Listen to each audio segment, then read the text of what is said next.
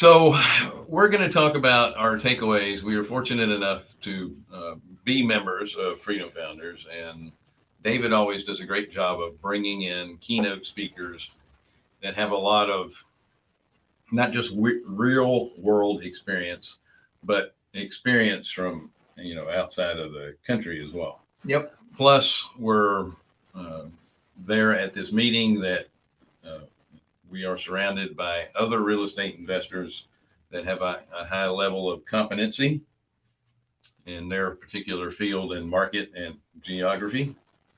And we're blessed to be around those folks as well. Mm-hmm. Yep. And we learn from each other. Did you have anything you wanted to? You have a takeaway that you might want to share, or you want me to just get into it? Maybe you can think of some stuff. Well, no, I mean, they brought in, and I'm mess up his last name. I'm sure. Was it Alistar McDonald? Okay, Alistar McDonald. Just the knowledge base that he has. So this gentleman lived in Zimbabwe. Was it Zimbabwe? Mm-hmm. I think it was Zimbabwe. Yeah, where they had the hyperinflation. So he went through that, and it was great to hear from someone who had firsthand account knowledge of what they had. And I'm not saying we're in hyperinflation. Right, no. I'm not saying that. They had 135% inflation. I mean, it was, and one of the guys we work with, Bill Mann, he tells me he keeps a couple billion dollar bills from Zimbabwe as bookmarks as a reminder of what can happen. His parents owned a business in Zimbabwe, and of course he grew up working for his dad at the time. Mm-hmm. And they would have to pay their employees twice in a day. Yep. Because the value of the currency would go up that high in a day. They'd have to pay them at lunch and then before they left. Well, like they were also saying, like, when you ordered food, you didn't pay until, you couldn't prepay for the food. Yeah. You'd have to wait until they got it, because by the time it got from the kitchen to you, it's probably already increased in price. I mean, we're giggling about this, but that's what happens in a lot of these, mm-hmm. We'll call them not as stable governments as we have here. Yeah. In the West, right? Yeah. Well, the biggest takeaway, and one of the things that I think really personifies Alistar's brilliance is his ability to understand the mechanisms of people. Right. Because we can all talk inflationary numbers, we can talk hyperinflation, deflation, whatever percentages we want, but it all boils down to the human element. Mm-hmm. And if you can understand people and understand why people do what they do, then you can start to hedge yourself against big events that can change, like hyperinflation or deflation. I mean, that's one of the things that he talked about was, we're all talking, everyone's talking about inflation. No one's talking about deflation. Right. That's. Yeah. So a little background on Alistar. When he was 21, he was hired by National Geographic to work with one of their big article writers for National Geographic, and they were going to map this river from its beginning to its end. Mm-hmm. And we didn't have these commercial satellite available that you could just take pictures. Yeah. At the time, somebody actually had to ride the river and map it out, and there were sections of this river in Zimbabwe that no one had ever been to, so it was never mapped out. And people were asking him, how could you possibly have the courage to go to the head of this river and ride it all the way down and go through these areas that no one had ever been to and have never mapped? Aren't you afraid of the unknown? He goes, well, I have the skills to navigate the unknown when it happens.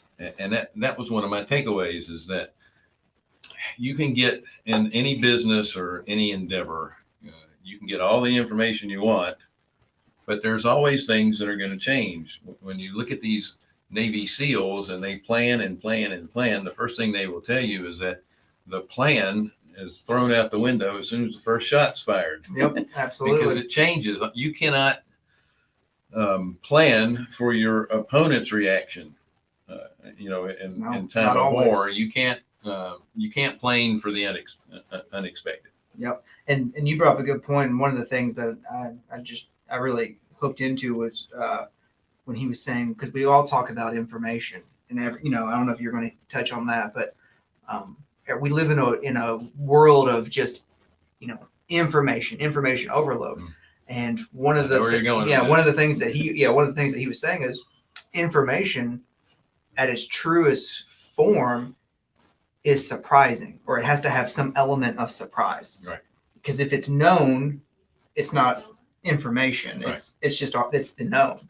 And if it's not applicable, then it's not information. Right. So we surround ourselves with all these different channels of influxes of information coming in and out, and none of it's surprising. And that's one of the things that we just said, like, everyone's talking about inflation. No one's talking about deflation. That would be indeed a surprise. Yeah, no, absolutely. If things keep, inflating, or, we have inflation that continues, I don't know if that's really information. We already know it's happening. Right. That's, okay, inflation's not as higher now than it was 2 years ago. Who cares? You can't go back 2 years. We are where we are. So, and what would happen in a deflation of assets would be, so we have this particular scenario, everything costs more and more and more, and then people stop buying it because you're only going to purchase stuff you have to have, not stuff you want. Yeah. And eventually you're going to have assets that aren't a necessity. Yeah.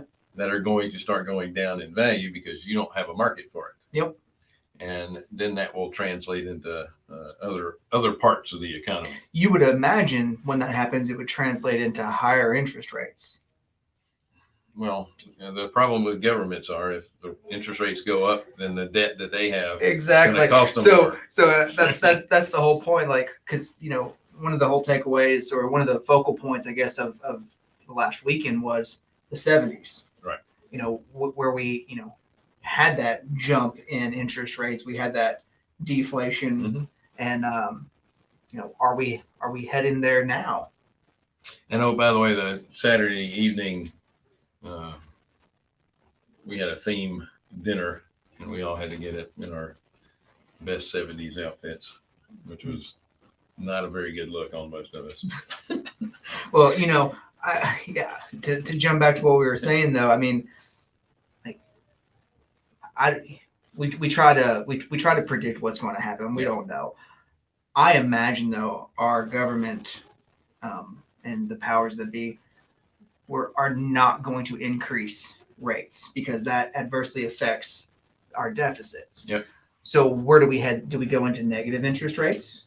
Well, do we take the course of Europe, of the European Union? Yeah, well, see, that's also been tried and failed, but I don't put it past our government to try stuff that everybody else fails, because we're different.